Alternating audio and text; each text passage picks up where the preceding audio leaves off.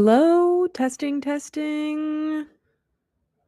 How are the audio levels?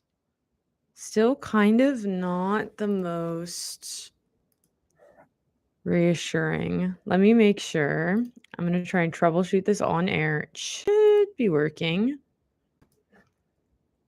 Um, I literally hate starting a stream off like this, but I did just stream with no audio for a bit, so I do need to troubleshoot, double check. So let's check it out. Basically, today's stream is just phone ASMR, if you can hear me. No, it's gonna be a shorter stream. I'm feeling low energy for no good reason.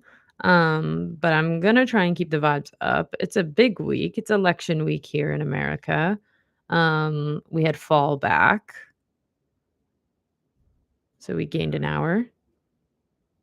Yay! We can hear me. Okay, that's great. We gained an hour. I actually was up and got to experience 2 1 a.m.s, which was so magical. Never gets old. Um, and that's about it. I watched the new Anna Kendrick movie, Woman of the Hour. Um, Fantastic directorial debut for Miss Kendrick. Love her.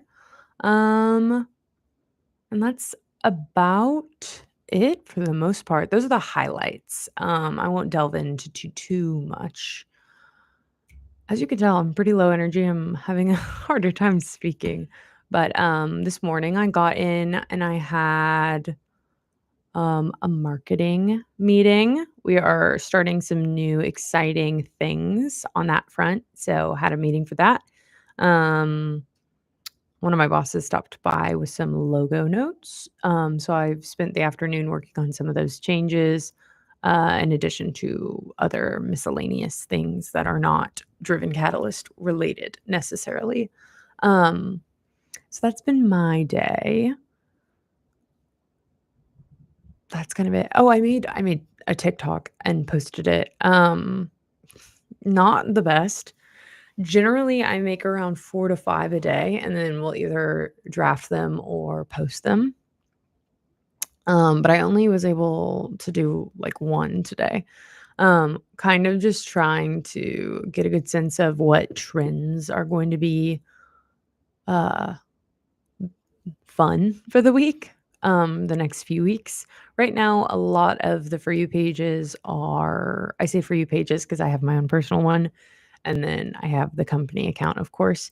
And right now, a lot of them are about tomorrow. So, um, kind of figuring out what trends are coming up apart from that is something that I need to do. I did kind of just pull one out of my hat today. I kind of just, and I'll do this sometimes. TikTok will suggest an audio, and I will think, how can I make this into something work related? And I'll post it. So that's what I did today. I used like the people who sing Party Rock Anthem. It's a Sorry for Party Rocking. I did like a funny little TikTok. So that was fun and it didn't do awful. It 26 likes, 500 views. Honestly, breaking the 300 view barrier on TikTok is much appreciated these days. That is a huge obstacle that I would face in the early days of marketing the podcast and the game is and I've had this corroborated by different like websites. You can Google a bunch of digital marketing stuff and there are so many web articles telling you what the right thing to do is and what the wrong thing to do is, and yada, yada, yada, yada, yada. And a huge piece of advice you will find across multiple web articles is that, and you can kind of just experience it in human nature. A lot of people will see a post that like doesn't have a human in it and they don't care.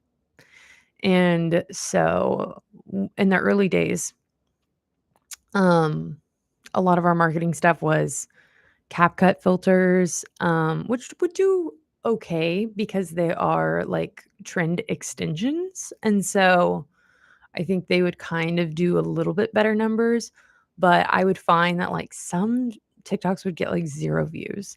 And I realized after a while it was because it was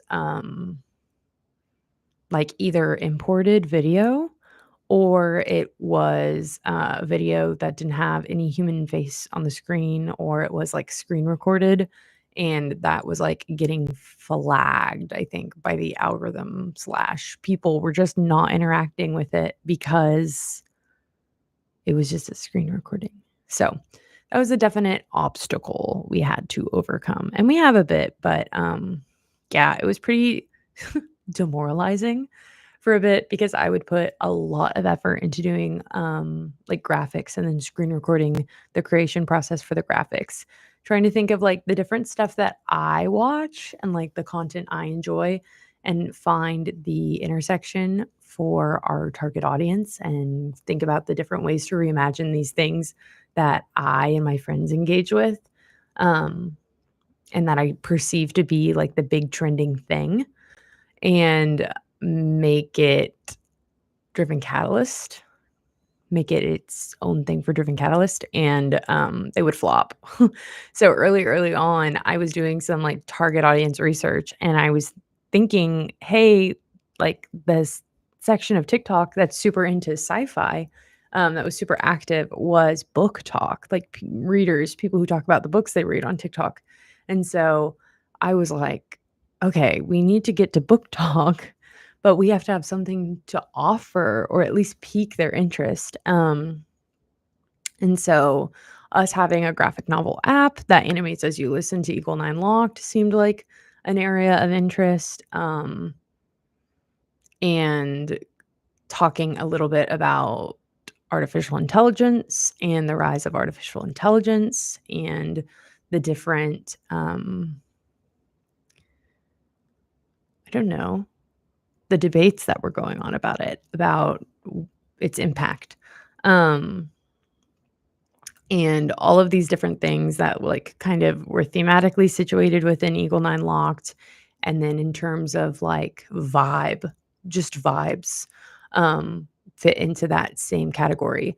And so I like spent time redesigning or like putting together like a book cover for Eagle 9 Locked, and then made like a voiceover design with me TikTok while I like talked through the process and like pitched basically the podcast, and tried to kind of be like, if you like audiobooks, like, you know what I mean? Like just really to get on the For You pages of the devotees on Book Talk. And it flopped. It royally flopped.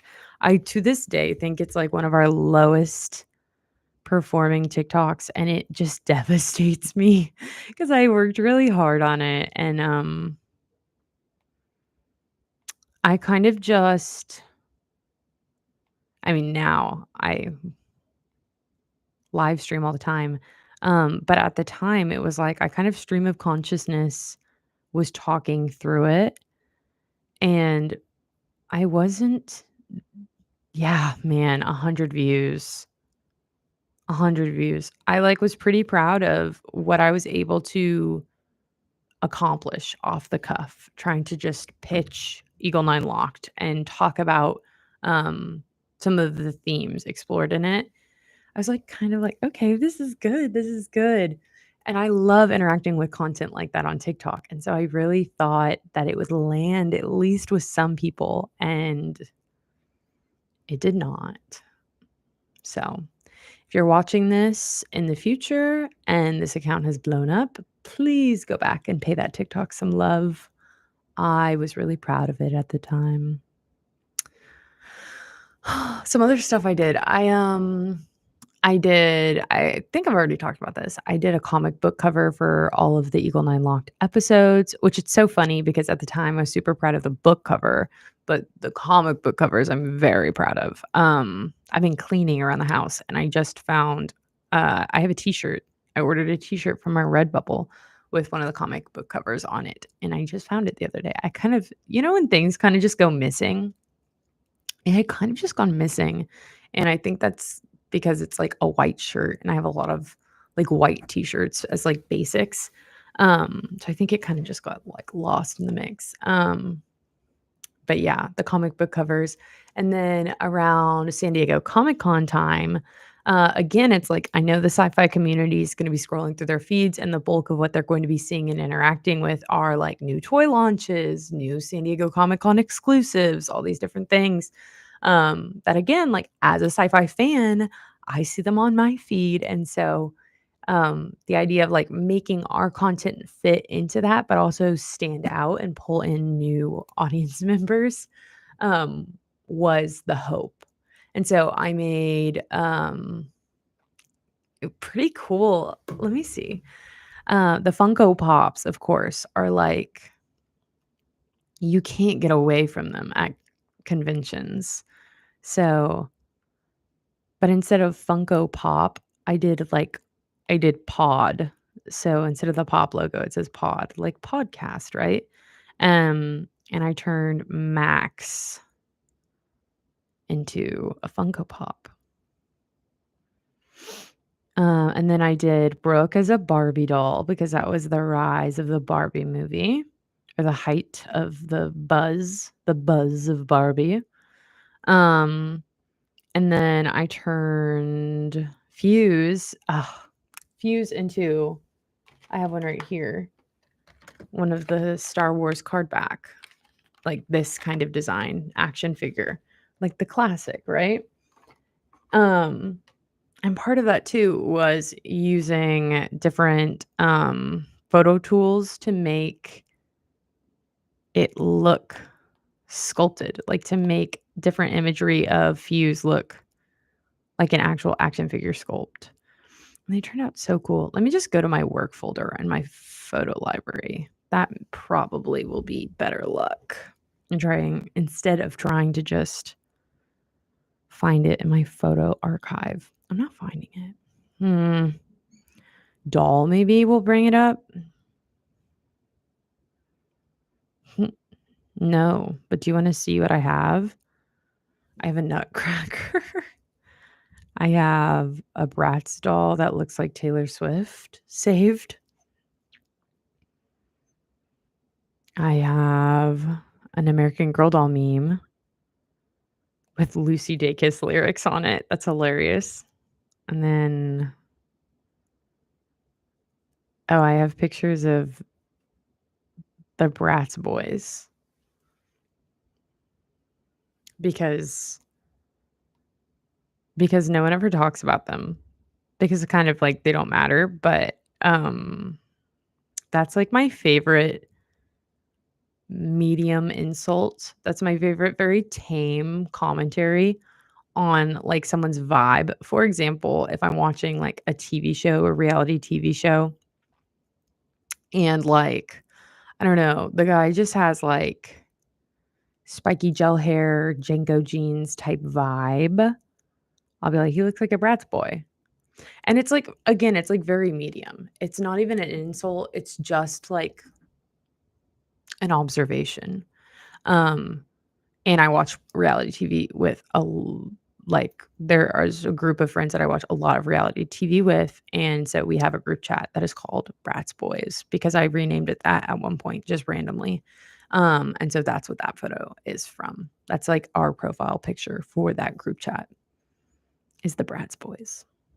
I use that a lot too, just like to clarify in case anyone is offended on behalf of the reality TV show guys that I'm saying this about.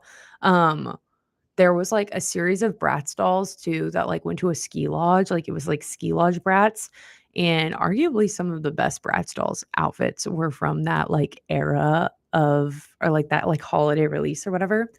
Um, and, like, of course, they have, like all the Bratz boys are in, like, ski suits, and so the first time that I went on, like, a winter trip with my family, my dad had his, like, ski suit on, and I said, "He looks like a Bratz boy."